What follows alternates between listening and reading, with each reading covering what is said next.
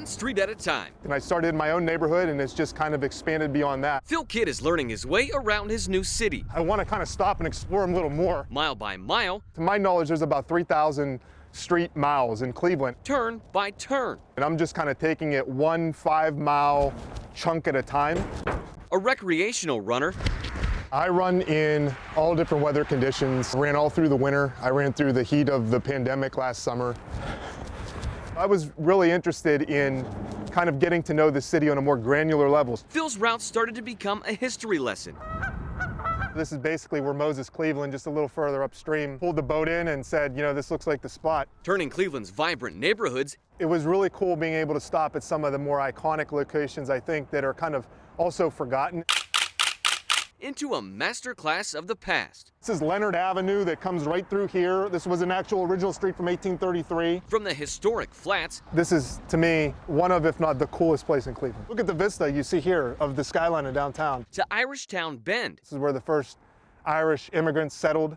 They helped build the canalway systems. Every road revealing a new chapter. Because of a lot of the development, there's streets that no longer exist. For every monument, a new subject. Cleveland Fire Station number 24, which the firefighters refer to as the Wild Wild West. Like any good student, as Phil ran. What I'll do is the night before, I'll research the area I'm going to run. But he also began to write. I do a blog post. Phil even started his own website. It's basically an accumulation of everything that I kind of experienced on that run. Full of miles worth of memoirs. All the notable landmarks, all the history, and all the cool photos. Moments that he wants to share. A lot of art that's in little alleyways, on the backs of garages or on fences. With the rest of Northeast Ohio. A lot of streets that I think people in Cleveland would probably otherwise never explore.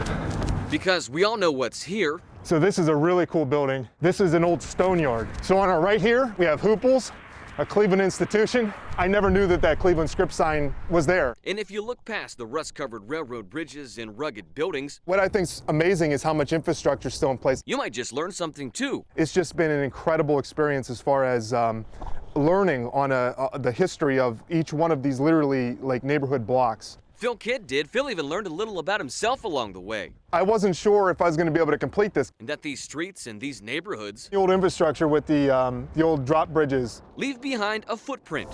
The old trains themselves that are still in place in the tracks. Showing how far the city has come. It's really kind of like ground zero, I think, for what Cleveland once was. And what's hopefully right around the bend. That's what's beautiful about, you know, a place like Cleveland is it has the ability to kind of reinvent itself all the time. Reporting for News 5. There's a lot preserved here, but you also see the future of the city. I'm John Rudder.